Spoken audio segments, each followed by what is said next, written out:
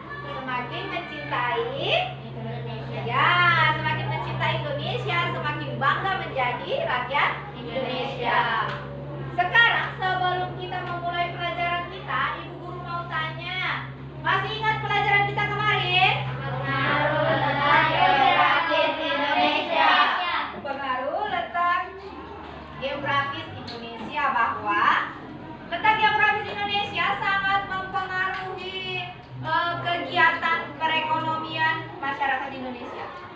Ibu guru mau tanya, yang kita bahas kemarin ada berbagai macam bentuk kegiatan perekonomian. Tentunya salah satunya adalah tentang jenis-jenis pekerjaan. Kalau ibu guru mau tanya, apa saja jenis-jenis pekerjaan? Petani pintar, berkumpul nelayan, polisi pintar, pedagang pintar. Kalau untuk masyarakat yang tinggal di perkotaan, mata pencariannya apa biasanya? Guru, apa lagi? Tentara pintar, dokter, ya. Nah, kalau untuk masyarakat yang tinggal di pegunungan, petani pintar, berkebun pintar, apa lagi? Nah, kalau untuk masyarakat yang tinggal di pedesaan, nelayan boleh, bisa, apalagi bertani ya. Itu semua tentunya masyarakat yang memiliki atau menjalankan roda perekonomian bangsa Indonesia. Nah,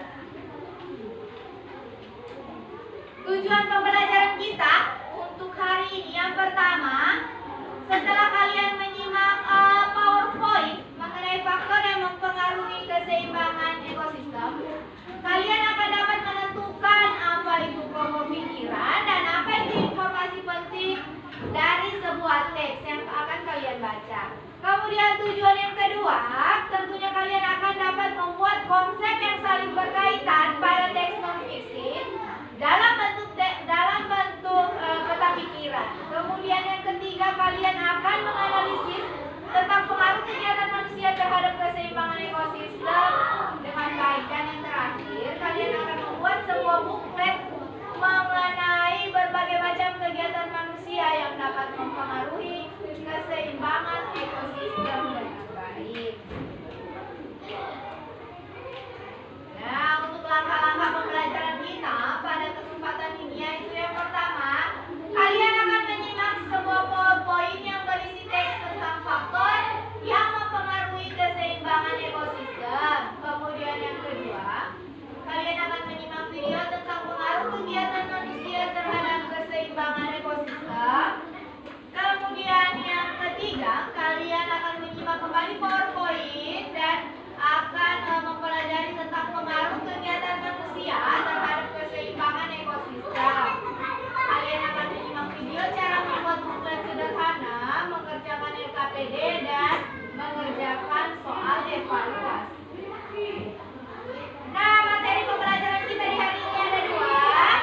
Yang pertama untuk muatan pelajaran bahasa Indonesia. Ya, yang pertama untuk muatan pelajaran bahasa Indonesia yaitu menentukan pokok pikiran dan informasi penting ke dalam bentuk peta pikiran. Untuk muatan pelajaran IPA, kalian akan belajar tentang pengaruh kegiatan manusia terhadap keseimbangan ekosistem. Sebelum kita memulai, Ibu akan membagikan kalian ini namanya bahan ajar, ya. Di bahan ajar ini memuat materi yang akan kita pelajari pada pagi hari ini.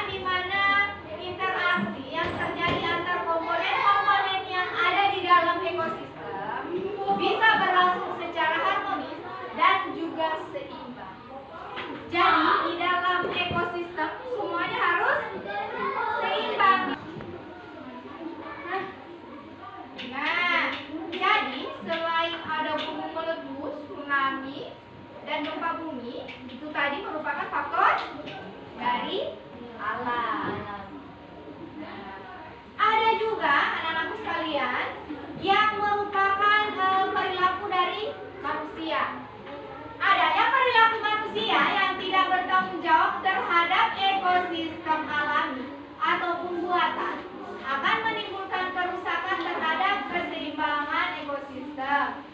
Semakin pesatnya pertumbuhan penduduk, manusia semakin berlebihan mengeksploitasi alam dengan tujuan untuk memenuhi segala kebutuhan hidupnya. Misalnya apa? Melakukan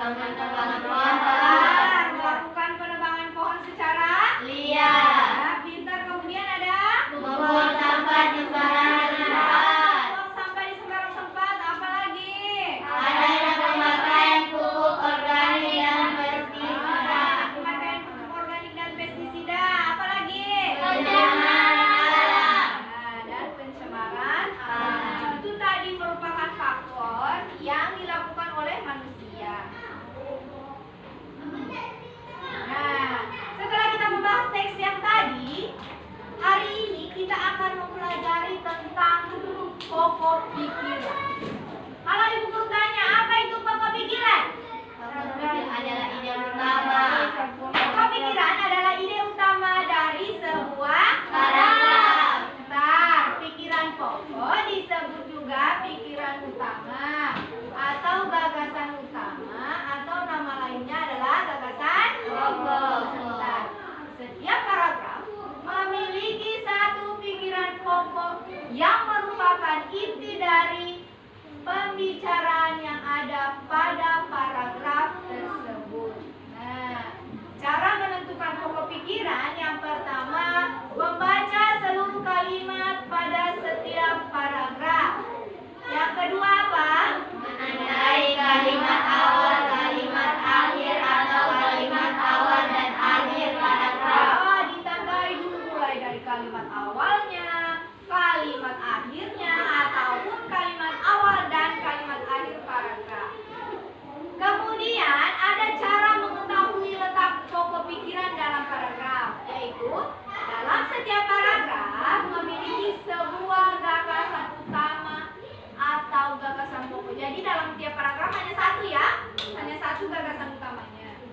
Kalimat utama tidak sama dengan kalimat pertama. Kalimat utama biasanya terletak di bagian awal, di bagian akhir, atau bagian awal dan akhir dari sebuah Paragraf.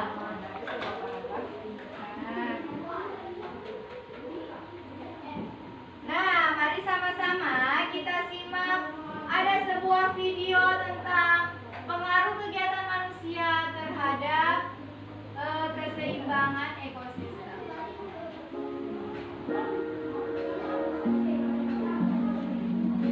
Dilakukan oleh manusia terhadap keseimbangan ekosistem. Yang pertama ialah penebangan dan pembakaran hutan.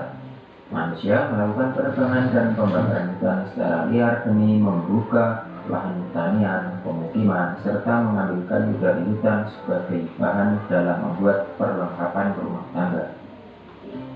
Kegiatan tersebut tentu saja membuat hutan menjadi gundul. Hal seperti ini mempengaruhi daur hidup tumbuhan dan hewan. Beberapa populasi tumbuhan berkurang pasca punah. Beberapa hewan yang masih hidup kehilangan tempat tinggal. Yang kedua ialah penggunaan bahan-bahan kimia dan pestisida secara berlebihan.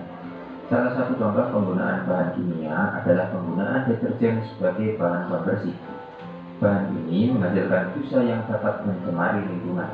Busa deterjen akan menutup permukaan perairan sehingga sinar matahari tidak dapat menembus perairan. Proses fotosintesis buah air menjadi terganggu. Hal ini mempengaruhi daur hidup tumbuhan dan hewan air. Akibatnya, tumbuhan kekurangan makanan dan akibatnya akan mati.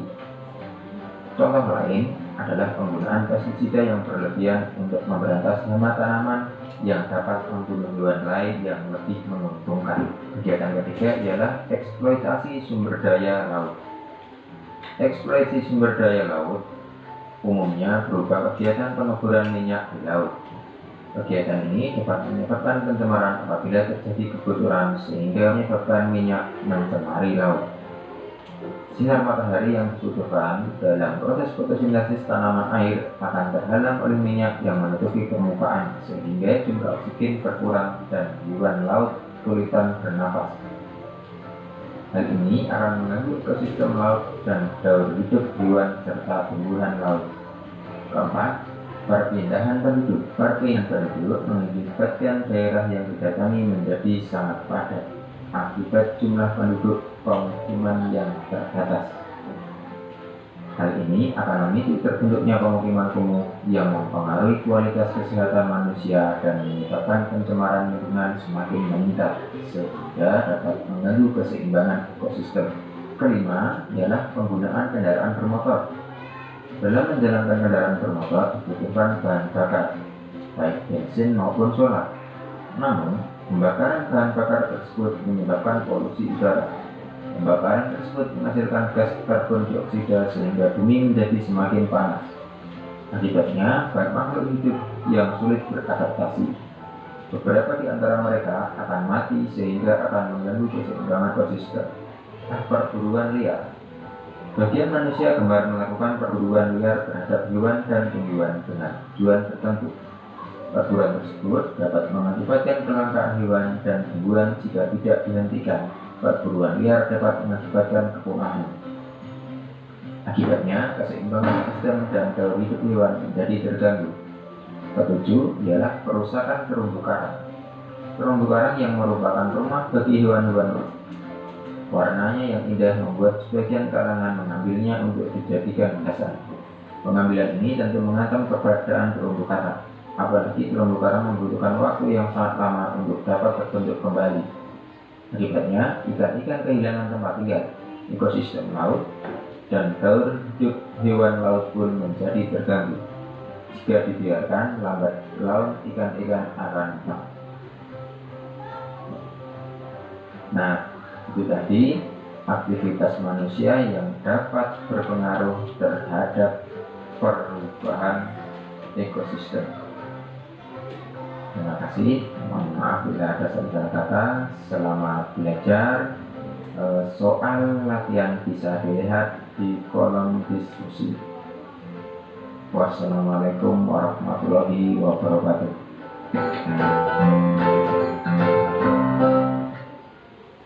Nah, setelah kalian menyimak video tadi, kalian setidaknya sudah tahu ya apa saja aktivitas manusia yang mempengaruhi ekosistem. Yang pertama apa tadi? Ada menebang pohon secara liar ya, mengakibatkan hutan menjadi hutan. Selain itu apa lagi? Membuang limbah ya, membuang limbah di sembarang tempat, mencemari air ya. Kalau air tercemar, yang dirugikan siapa? Manusia, hewan-hewan air, kasihan ya, nanti punah. Selain itu apa lagi? Yang kalian simak tadi dari video. Banyak sekali ya aktivitas manusia yang mempengaruhi keseimbangan ekosistem. Ada tadi perpindahan penduduk ya, sehingga menyebabkan pemukiman yang padat ya. Nah, sekarang mari kita sama-sama membaca teks tentang, ayo sama-sama dibaca apa judulnya? Pengaruh kegiatan manusia terhadap keseimbangan ekosistem. Ada pengaruh kegiatan manusia yang mengakibatkan keseimbangan ekosistem menjadi terganggu. Terdapat dua jenis faktor yang mempengaruhi keseimbangan di dalam ekosistem, yaitu faktor alami dan faktor manusia. Ya, faktor alami yang menyebabkannya adalah peristiwa alam seperti bencana alam. Bencana alam itu antara lain yang pertama apa itu? Letusan gunung Merapi. Ya. Letusan gunung merupakan peristiwa yang terjadi akibat endapan magma di dalam perut bumi yang didorong keluar oleh gas yang bertekanan tinggi. Coba lihat gambarnya ya. Begitu ya kalau gunung meletus. Pernah lihat gunung meletus? Belum ya. Belum lihat secara langsung, tapi mungkin pernah lihat di televisi ya, menakutkan ya. Nah, yang kedua ada apa sayang? Banjir. Ada banjir. Sudah pernah mengalami banjir? Sudah.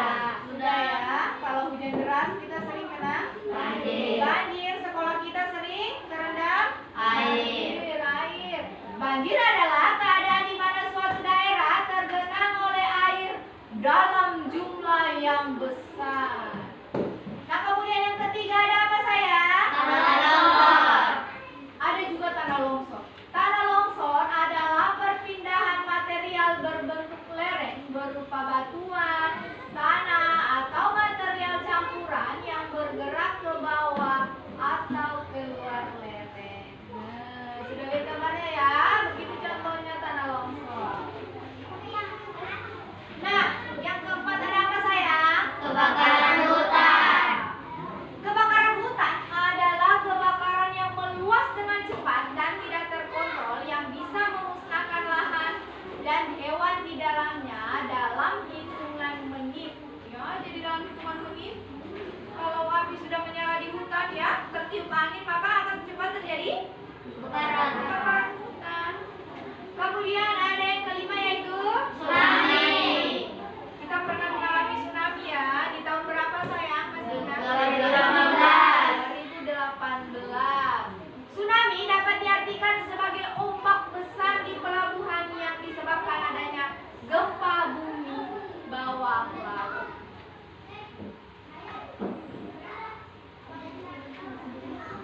Nah, ada juga faktor manusia ya yang kita bahas tadi.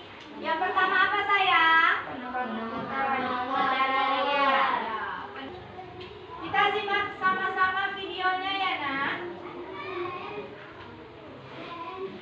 Halo teman-teman semua, di video kali ini aku mau ngejelasin ke kalian gimana caranya membuat buklet. Kita videonya sampai habis ya.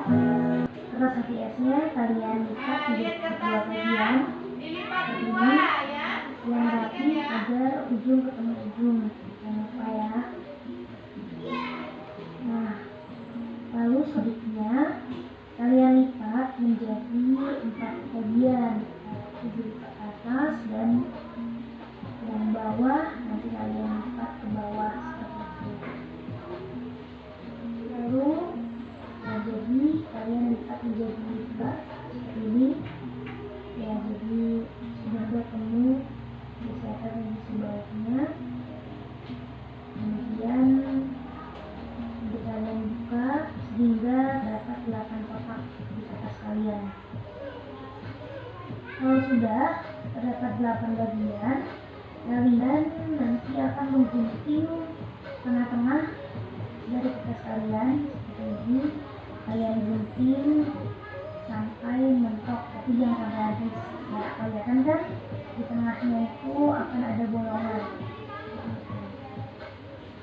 Nah, kemudian kalian tarik kertasnya ini, mau kita agak terlibat sedikit. Nah, nanti akan membentuk seperti ini. Kalau sudah jadi seperti ini, kalian tinggal menentukan mana cover depan dan cover belakangnya.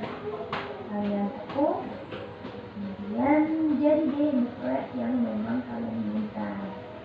Ini akan ada halaman 1, halaman 2, halaman 3, dan 4. Nah, selanjutnya untuk dalamnya bisa kalian sesuaikan dengan tema yang akan kalian buat. Kali ini aku membuat makanan khas yaitu rendang. Di dalamnya ada kulit khususnya, ada bahan dasarnya tadi sudah, dan mengandung apa saja. Semoga bermanfaat ya. Terima kasih sudah menonton. Nah, sudah lihat ya cara membuat apa namanya sayang? Buklet. Halo teman. Nah, setelah kita mempelajari tadi mulai dari apa itu ide pokok ya, kemudian di teks IPA seperti apa pengaruh kegiatan manusia terhadap keseimbangan.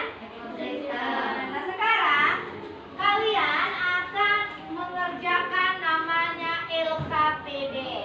Jadi LKPD ini dikerjakan, boleh dilihat jawabannya berdasarkan bahan ajaran Ibu Bagi, boleh juga dengan melihat PPT yang telah kita pelajari tadi. Ibu Bagi ya.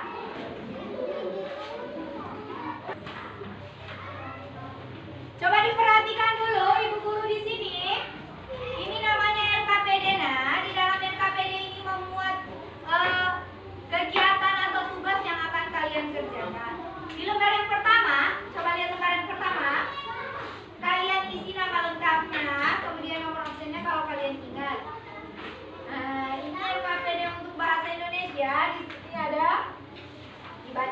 dan langkah kerjanya.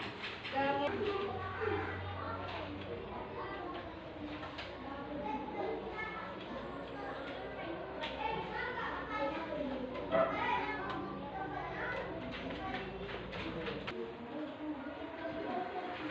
sesuai dengan video yang kita lihat tadi. Pertama-tama bagaimana? Kertasnya dilipat 2. Ayo mulai.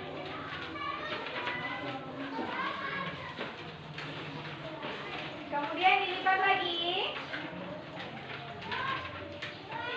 Ya. Setelah dilipat dia apa? Digunting tengahnya. Ayo. Pesan. Untuk LKPD-nya sudah semua? Nah, sekarang untuk bukletnya nggak usah dikumpul dulu, LKPD-nya saja dulu dikumpulkan ke Ibu.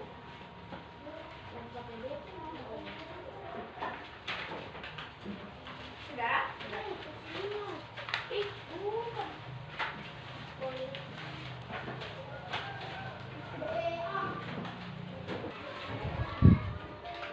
Nah, sekarang kita presentase hasil pekerjaan kalian ya. Ibu mulai dari yang pertama mengumpulkan, Rizky Putri Maharani. Ayo nak. Dibacakan ya. Kita mulai dari LKPD yang pertama, yaitu muatan pelajaran bahasa Indonesia.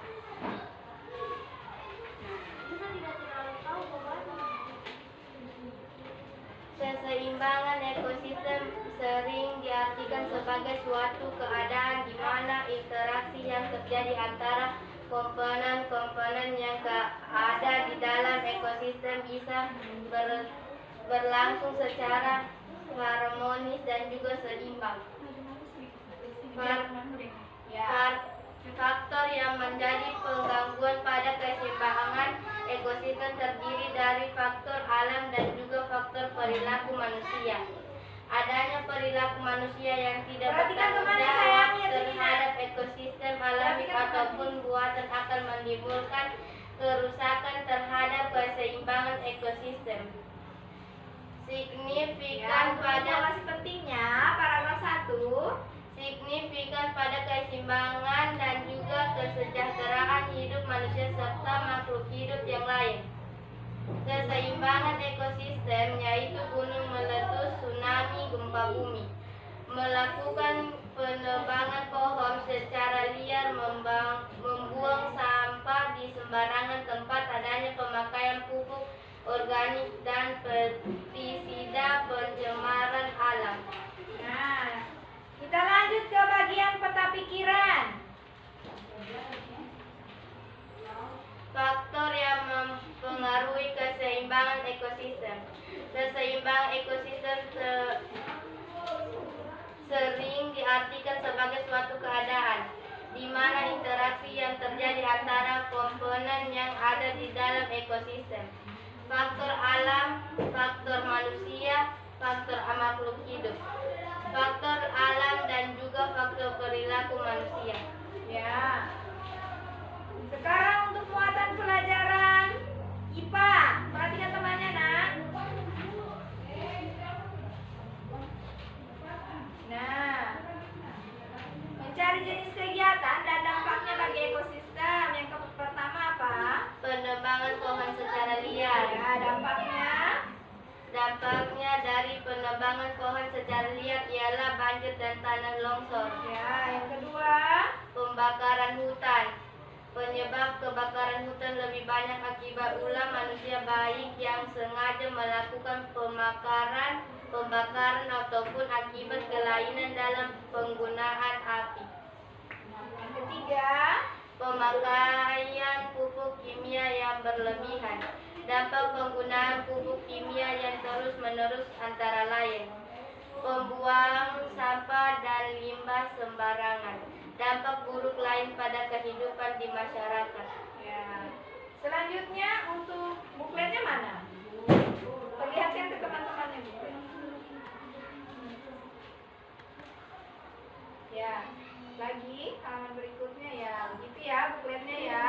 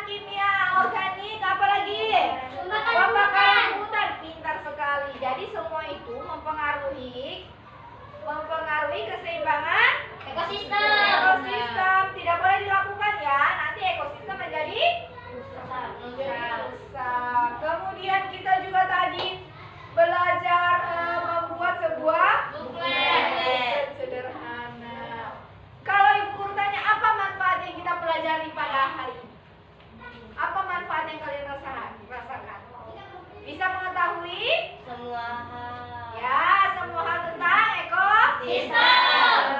Kita juga mengetahui seperti apa itu penebangan pohon secara liar. Apalagi mengetahui tentang Pembakaran hutan. pembakaran hutan. Mengetahui apa lagi? Penggunaan pupuk kimia. Ya, penggunaan pupuk kimia secara berlebihan. Kemudian manfaatnya kita lebih tahu bagaimana cara menjaga ekosistem. Tentunya banyak manfaatnya ya.